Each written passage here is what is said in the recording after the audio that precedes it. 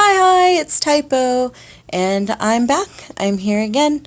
It's been a while since the last video of a prologue I did, but I said in that last prologue I would do a World Without You prologue, and I'm here.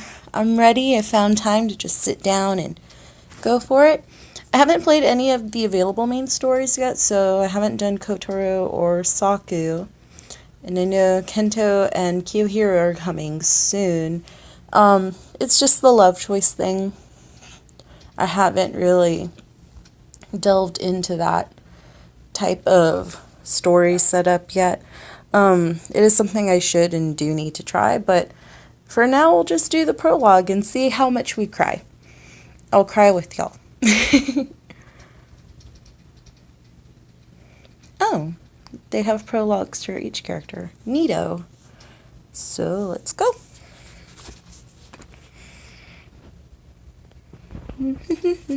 I hope everyone's been doing well. I know it's been crazy busyness for a lot of people, and the weather's been crazy, and everything's just been crazy. And my phone's running slow too. Oh yay, there it goes. Run! Go, go, go, go, go. The story does look really sad. I know when Romy first showed me the preview and promotional art for it, I was like, oh no, I'm gonna cry. And we're just all like, we're gonna cry. So we'll see. The colors are beautiful though. I like the hourglass and all that.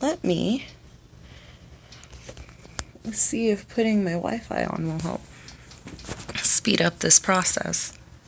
Yay! Okay.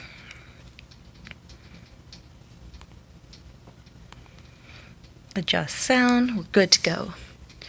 I'm so sorry for your loss. This phrase, all too familiar after all the times I've heard it repeated by now, passes through my mind like the words of an incantation. It should be sad, but the tears won't come for some reason. Starting off with the funeral, this isn't a good start. Oh no. The scenery around me, the sounds of everyone's conversations, everything seems so far away. His picture on the altar has him wearing the same smile as ever. It almost makes me think that I'll hear his voice at any moment, calling my name, and yet the black-clad crowd of weeping mourners makes it obvious how impossible that is. Oh, look over there, isn't that Taiki? She's not even crying, would you believe it? Heart like ice. Hey, Saya? Don't listen to them. What do they know? My coworker's voice trembles with suppressed rage as she speaks. Maybe they're right, though. There might actually be something wrong with me. Even now, it's like nothing feels real. Taiki. I mean, everything was so normal until just a little while ago. I was so sure those days would go on forever. Oh no, MC. I get it. When you lose someone close, it's hard, and it hurts, and no one understands unless they know what it feels like to lose someone close, and oh, MC, you're hurting my heart. I get it. Oh no! Shh. That's enough. She sobs as she wraps her arms around me. As I let her hold me, I find my gaze wandering over to the funeral altar with his picture on it. Why did you leave me? Why am I stuck in this nightmare of reality instead of with you? Even knowing I'll never receive response, I still can't keep myself from calling out his name in my heart, and that name is da-da-da-da-da-da. Oh no, I can't even. I'm having a hard time making jokes because this is really sad. Let's go for Kotaro since he's the first guy. We'll just coast through this together. Oh, morning already? I wish I could just curl up here and sleep forever. Gotta get up though. Well, here goes. Ko, it's morning. Time to get up. If you don't get up now, I'm pulling the covers off of you. 3, 2, 1, and scold. A voice grumbles in protest as I rip the sheets from the bed. The man it belongs to is my boyfriend, Kotaro Kamiyama, who I call Ko. Come on, get ready or you'll be late. Oh, what a cutie! Look at that bedhead. I think it's bedhead. Is that his normal hair? I already forgot. He's cute. Yeah, I'm awake. No, you're not. You're totally gonna fall back asleep again. He has a habit of scratching his nose when he's lying. It's so obvious. Give it up. Besides, you're the one who'll be in trouble if you're late. Whoa!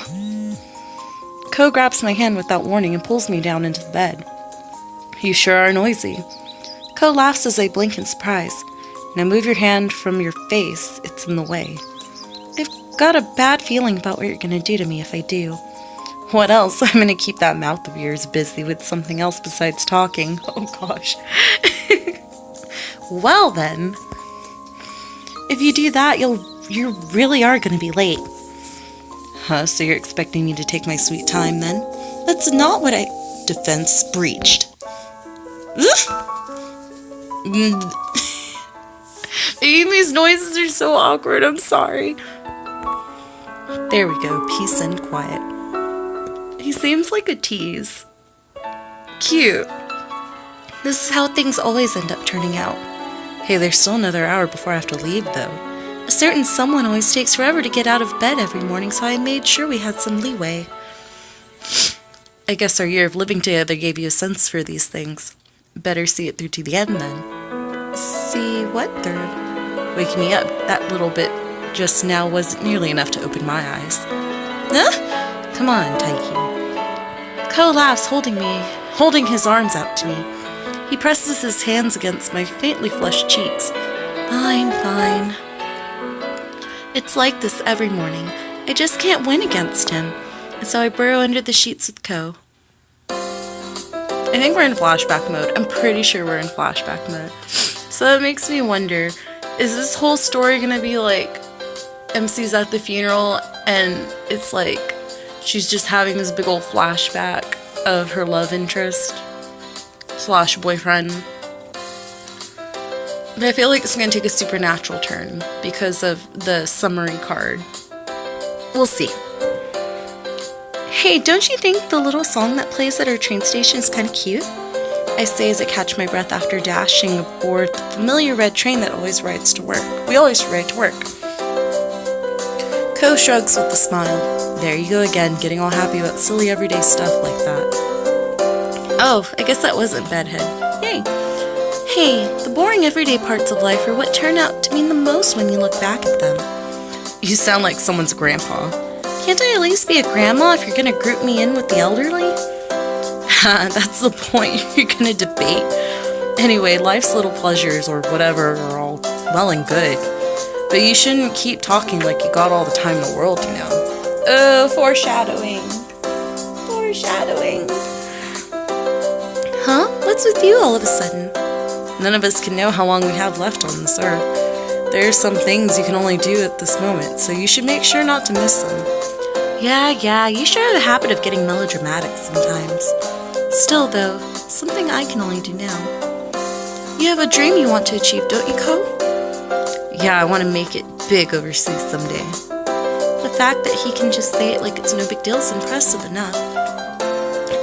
It'd be hard enough adjusting to life alone overseas, let alone working over there. Though come to think of it, I guess if it's Ko, he wouldn't have any problem pulling it off. As a talented young architectural designer, Ko's in high demand. The thought makes me happy, but that's not the only emotion that wells up. So you want to work abroad? That's part of it, but for right now I'd just like the chance to see architectural designs around the world up close. Like, get this, there are places in Africa where they build houses out of cow poop. Oh, come on! No, seriously, architecture is all about taking materials from the surrounding land and then making them into houses that suit the lifestyles of the people living there. It's really beautiful when you think about it. Since Japan has always been a place with a lot of earthquakes, when construction flourished here, but places without earthquakes, like Europe, have cities made of stone. I want to be able to see all those differences with my own eyes. He says confidently, heedless of the crowded train car we're riding in. A ray of sunlight glints in through the window and illuminates his face for a moment. I kind of see what you mean. I get the feeling that Japan alone might be too small for you. There's a problem, though. There's one indispensable thing in my life that they don't have over there. I bet you it's MC. He's gonna say, that's you, baby. You're the indispensable thing in my life. It's so cute. Huh? He stares at me and I feel my heart leap in my chest. Something I can't live without, and that's Japanese manga. Oh no, I got my hopes up too much. Oh. Japanese manga. Oh, this music's cute. It's kind of catchy. They have their own comic books, and some specialty stores carry Japanese stuff, but not many. I seriously can't survive without my manga. Oopsies. I can see that being a problem, but is that really the only... Nothing. Hey! Oh, hey, it's our stop. Better get off. I thought maybe he was going to say what's missing over there is you. There you go. He never say a sappy line like that.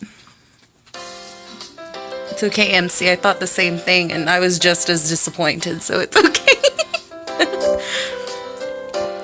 Morning, everyone. Morning.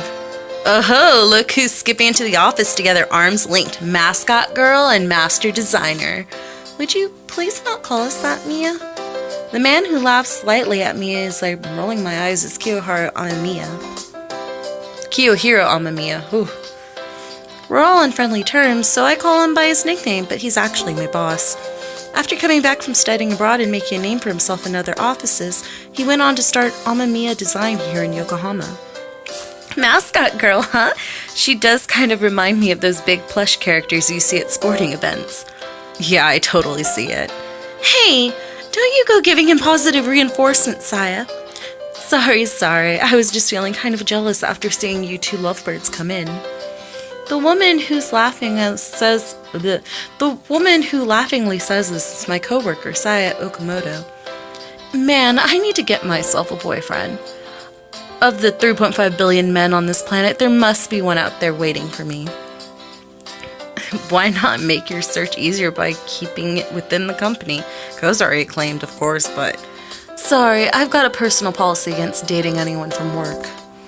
And there you have it. Too bad, Saku. Here, Shepra, these are the documents I'm going to give our clients. Could you add it to data for Plan B? My voice wasn't cool enough. I'm sorry, everyone. A cool voice says, interrupting our idle morning chatter.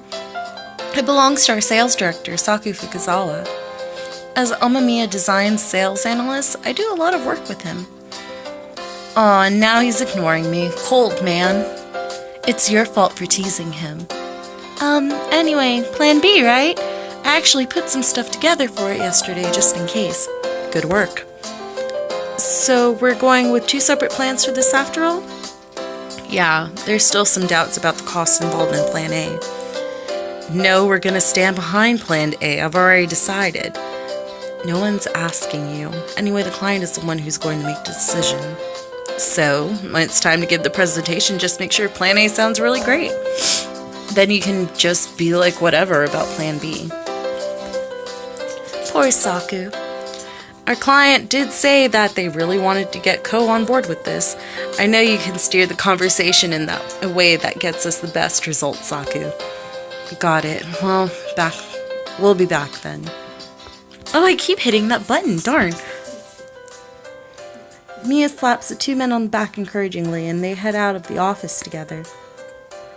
Something about seeing those 2 together makes you think they could take on anything.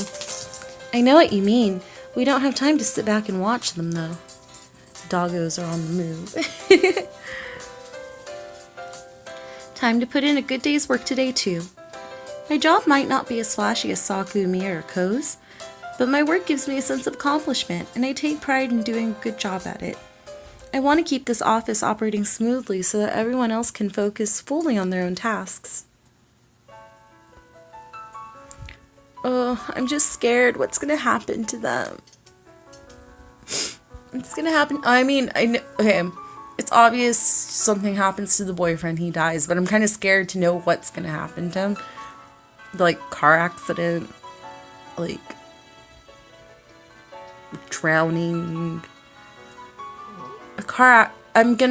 I think car accident. I think car accident's gonna happen because it just seems not typical, but it seems typical of this type of story, so we'll see. Miss Shepra, I hope you're doing well. Oh. A gentle voice calls my name, and I look up to see Kento Miyoshi there, smiling at me.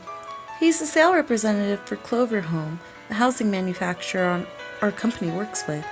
Looking good, as usual. It's easy to see why the women here call him the Prince of Sales. Hello, were you on your way home? Yeah, actually, but there was something I wanted to show you. Here, take a look at this. Weekly Ultramarine? Isn't this the magazine that had the article about Mr. Kamoyama in it? It came as quite a surprise when I was paging through this and happened upon this picture. Up-and-coming architectural designer Kotaro Kamiyama, Yeah, I was pretty surprised when I first saw it, too. But when I asked him about it, he'd mostly forgotten he'd ever done that interview. Always full of surprises, that man. I admire him, though. His unique... I'm sorry, Kento. He has a unique vision to his work. It's aggressive, but not threatening. There aren't many people who can pull off a design in his style. Even though Mr. Miyoshi has never been the type to withhold his praise, I still get the sense that he means it especially this time. Thanks for your kind words. I'll be sure to pass them along to Mr. Kamiyama. That's quite a smile. Does it really feel that good to have your boyfriend spoken well of? My boyfriend? You knew we were dating? I was talking with Mr. Amegi. I can't talk or pronounce names. I was talking with Mr. Amemiya earlier, and, well, Mia, you gossip.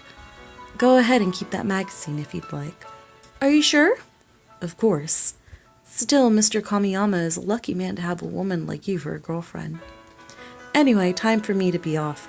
Let's both make the most of the rest of the day. Mr. Miyoshi and I say our farewells. After he's gone, I open the magazine to Ko's feature article. There's something almost overpowering about the confident way Ko stares at the camera.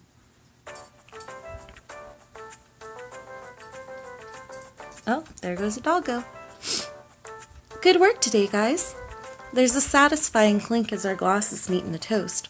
We're seated in our usual seats at the bar. The owner, Yumiko, smiles as she exhales a tendril of cigarette smoke. You two men look especially beat. Mostly because our client today was an asshole. Let it go. The client didn't like Plan A. Just accept that already. Whatever. I don't care. Screw it. Look. You two never change. Still, though, I'm impressed. You must be really perceptive to be able to pick up on the fact that these guys are tired, especially Saku. Man's got a no mask for a face. Oh, I haven't told you. I have a special talent for seeing things that others can't. Her meaningful smile makes me gulp. You mean like auras and spirits and stuff? How do you think I'm crazy?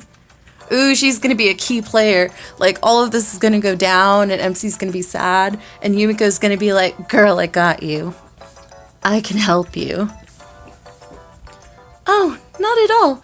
If anything, I'm impressed. That's really cool. You believe in ghosts? Yeah, a long time ago, my pet dog died suddenly one day, but after he died, I swear he came to visit me again one last time. I mean, it could have just been a dream too, but still, I couldn't help wanting to believe it. Maybe he did come back, yeah. The ice in Ko's glass shifts as he melts, the sound ringing out in the quiet bar. Maybe your dog did come back for a last goodbye before going to the next life. I bet he must have loved you as much as you loved him. So, you believe me? You're not the type to tell lies. Not like me. Ko says before taking a deep swig of his drink. His tone is gruff as usual, but I can tell he was doing his best to back me up just now. Still, I never expected you to be the one to believe in reincarnation, Ko. What about you, Saku? I don't know. I've never met anyone who claimed to have been born again. The same goes for ghosts. There's no evidence for or against them, so I can't say either way. And then the door to the bar is swung open. Yumiko! How's things, toots? Hey, if it isn't the Kamiyama boy here too. I told you to quit calling me boy, Pops. Oh, it's a dude, sorry. That's gonna be his voice though. Is his voice. Then you should stop calling him Pops. Geez, it's like listening to siblings squabble. You'd never think we were all just customers here. Anyway, that's the kind of answer I'd expect from you, Saku. Huh? About ghosts and whether you believe them or not. It's just like you to say that you can't believe in them without any evidence. It's not like I don't believe in the possibility at all. If they do exist, I'd actually like to meet one. If you think of it that way, you might even say I fall more on the believing side. Huh. His unexpected statement has me pondering the meaning behind his words, but before I can reach any sort of conclusion... By the way, Shepra, how have things been going between you and Kamiyama? Excuse me? Way to leap out of the bushes at a girl. You've been dating for a while now, right? Haven't you been thinking about getting married? It isn't like I haven't been thinking about it at all, but I kind of get the feeling that he doesn't have any plans in that direction. Just like anyone else, I sometimes feel like it'd be nice to have a stable future promised to me, but I find myself thinking again about Ko's featured article in Ultramarine magazine. Every time I see that picture of him radiating confidence, it reaffirms the truth I already know deep inside. Ko's chasing his own dream. He won't let anything tie him down to keep him from that. It's that fact, that way of living, that draws everyone to him, including me. Aw, she just wants to see his dream come true. He's just very career-driven. How sweet. So cute. I want us to always be together. It's nice to imagine what it would be like if we were, but at the same time, I'm proud of him for pursuing his dream. I guess I feel like I don't want to get in the way of what he's trying to accomplish. You're way too understanding. Come on, I wouldn't go that far. That isn't a compliment. Saku gulps his drink, then he gives a small sigh. I get that you want to support him, but you should still tell him how you feel. You're right. Thanks. I hope things work out. Zeus, it's not digging time, sir. Zeus! I have a digging doggo. Saku, thank you. Dig, dig, dig, dig, dig. Man, so sleepy. Ko flings his bag aside and collapses on the sofa. You're drunk. Here, have some water. I'm fine. I'm actually not that drunk. Sure, whatever you say. Hey, your papers are spilling out of your bag. I go to pick up the documents, but then my hand freezes. The words I see printed on one particular piece of paper glues me to that spot. What's this? Letter of resignation? Oh, that music sounds a little scary.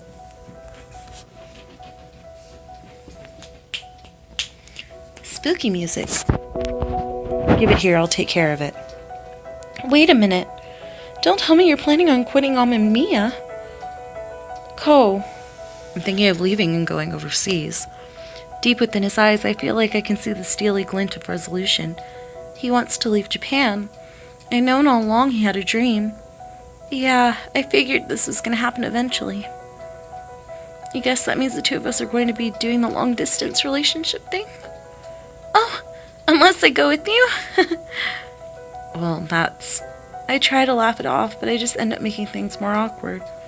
Ko looks away, avoiding my eyes. He doesn't know how to respond to me. I guess he really was planning to go alone. He opens his mouth to say something, then closes it again, lowering his eyes. The expression on his face makes my heart ache. So you were planning to break up with me? No, but what? And why didn't you say anything about this to me before? Uh-oh. Oh no. This is where things go bad. They have a fight, and then the bad thing happens, and then everything gets really sad, and we're on a one-way train to Sadville, everyone. This is bad. I need to calm down before I say something I regret. My brain tells me this, but still my emotions starting to run away from me. If you'd only told me that you wanted to go chase your dream. What would you have done if I told you? Send me off with a smile and a wave? I don't know, but at least we wouldn't have ended up fighting like this. The energy seems to drain from his expression even as I watch. He abruptly turns away from me, his eyes devoid of any emotion. "Where are you going? Hey!" The only response I get is a slam of the door as he leaves. "No, you're never supposed to leave after a fight. You're never supposed to leave. If you have a fight with someone, you're supposed to stay and resolve it, and you're never supposed to leave. Well, you're never supposed to drive, but you're never supposed to leave." "No, come back!" "So what, you're just going to ignore me? Are you a child? Why is he getting mad? He's the one who went and decided all of this without even saying one word to me. He's so selfish. He always just does whatever he wants and leaves everyone else to deal with it." No, seriously, architecture is all about taking materials from the surrounding land and making them into houses that suit the lifestyles of people living there. I want to be able to see all those differences with my own eyes. He's selfish, but in my mind's eye, I see how bright and vibrant he looked talking to me about his work, and his confident smile from the pages of the feature article. This is no time to be crying. I should have kept a cool head so we could discuss this like adults. I need to go find him. Knowing Ko, he must be in the park right now. Oh no, sad music! I run out of the house, heading towards the park. It's the place Ko always goes when he's hit a roadblock with something or other. I wonder which country it was he wanted to go to. I should have asked him. I was so shocked by the letter of resignation I saw in his bag that my mind just went blank. As soon as I catch up to him, I'll have to make sure that we actually talk all about... What's going on? I hear a siren. No! No! The dissonant noise comes closer and then rushes past, illuminating the darkness with an ominous red glow. Then it pulls to a stop beside the park. What's an ambulance doing here? Looks like there's a crowd gathered, too. Something prompts me to break into a run. As the park grows... I'm in distress. I'm so sorry. As the park grows closer and closer at the edge of my vision, I catch sight of someone being carried away. No, I knew he was gonna... Well, I said it was a car crash. But no, he got hit by a car. The victim is a man in his 20s. He suffered heavy trauma to his entire body after a collision with a car. That's... A warning light goes off in my subconscious, telling me not to look. My body ignores it, however. I move forward to get a glimpse of the victim's face. He's unconscious due to heavy blood loss. Please, God, no. I hone in on the figure lying on the stretcher, bathed in the flashing red light. My gaze travels upward from the listlessly draped arms. An unidentifiable sound escapes from my throat at the sight of his face. The man lying there is Kotaro Kamiyama. All of the strength drains from my body as the surgery in progress sign lights up. Keep it together, Shepra. Saku? What are you... He was on the phone with me when he got hit by the car. I already know about what happened. Seeing the painful expression on Saku's face causes me to start shivering uncontrollably. Saku, I don't know what to do. Ko's... Calm down. Kamiyama will be okay. I know he will. Saku continues to repeat this as he holds me up, keeping me from crumpling to the ground. No, dramatic sad music. He didn't make it. But God is cruel. My prayers are ignored. Ko leaves this world and me behind.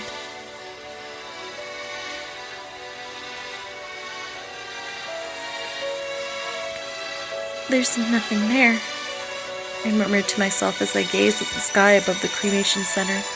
The days pass in a flash, bringing us to the final hour of parting. Do you mean the smoke? Saya, cremation centers these days are set up so that you can't see any of the smoke they produce. None of this feels real, you know. Saya doesn't say anything, simply rubbing my back. None of us can know how much time we have left on this earth.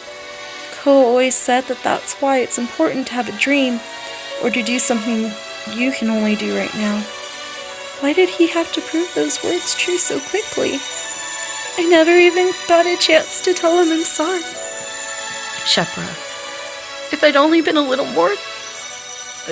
had a little more chance to prepare myself, I wouldn't have ended up snapping at him like that. I was sad about how he ended up deciding everything himself without even talking to me. But even so, I should have been able to see him off at the end. My fingernails gouge into my palms as I squeeze my hand into a tight fist. A shadow passes over me as I look down at my feet. I look up to find Saku awkwardly reaching down to undo my clenched fingers. You shouldn't dig so tight, you'll hurt yourself. Yeah, sorry. Just after I say this, a lone woman comes walking over towards us. So, you're Kotaro's girlfriend? Yes? I'm Mizuho Kamiyama, Kotaro's mother.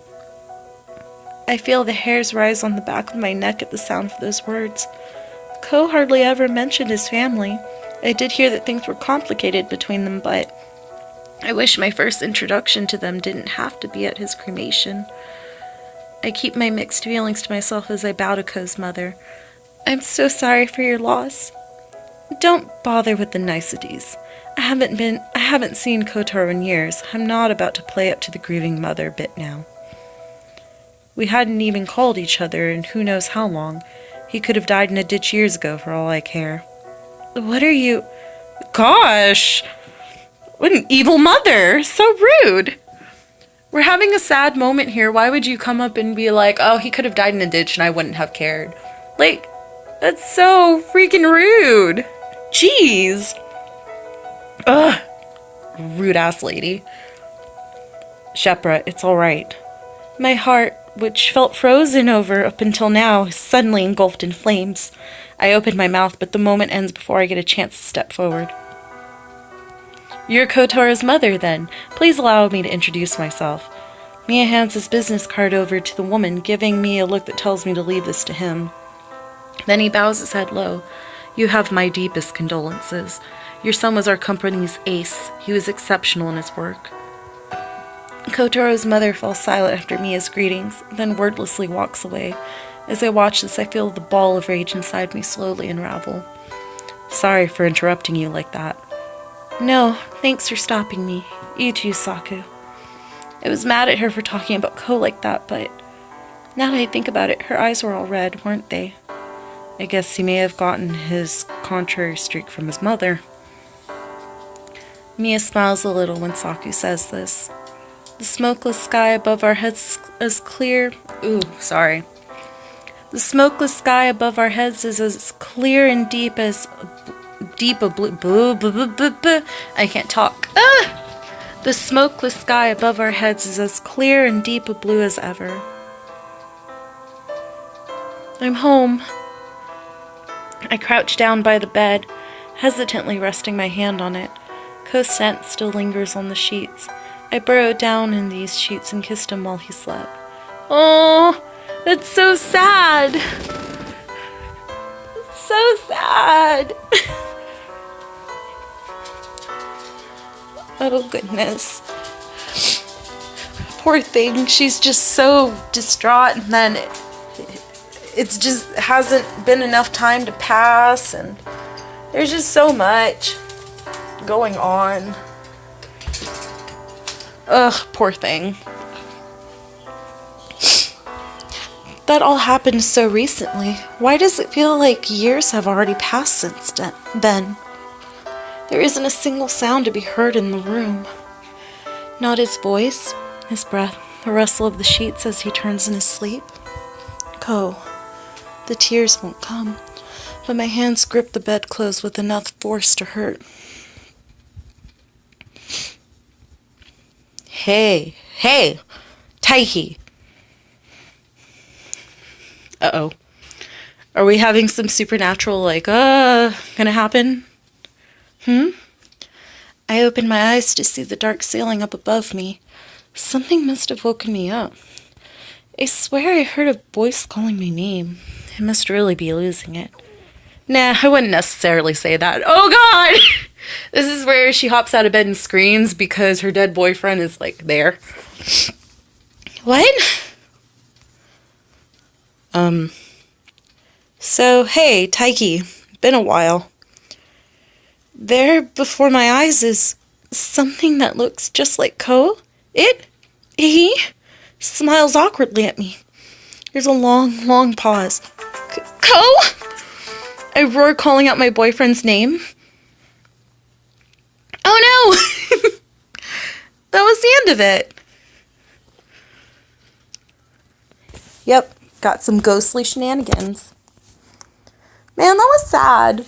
That was sad, and I couldn't crack as many jokes, and it was just sad, and the mom made me mad, and Saku's best wingman, or best friend.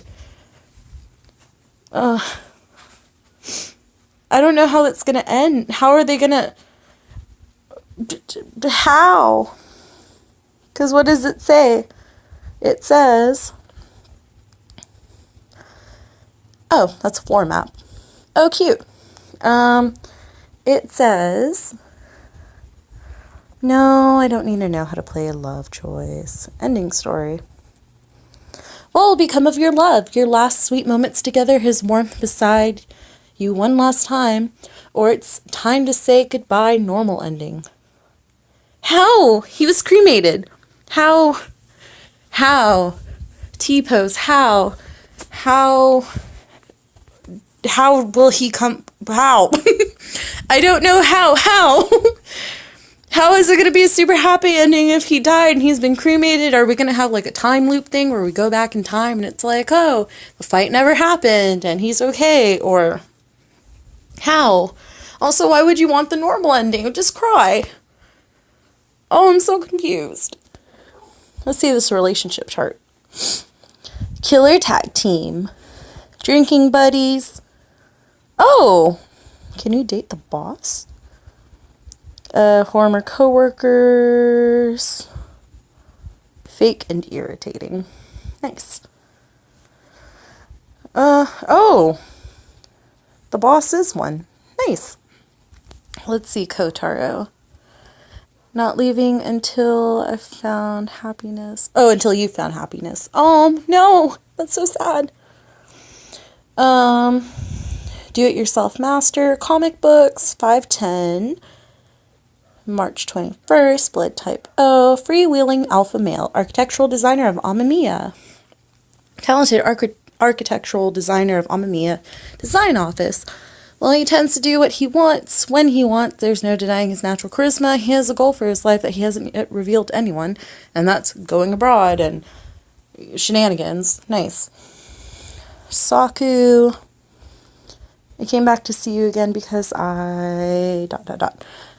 Black coffee, book smarts. I didn't know that was talent, but cool. December 24th, 511. Cool, driven Amamiya sales manager. Manages sales operations at Amamiya design office. His flawless logic during his sales pitches make him the office ace.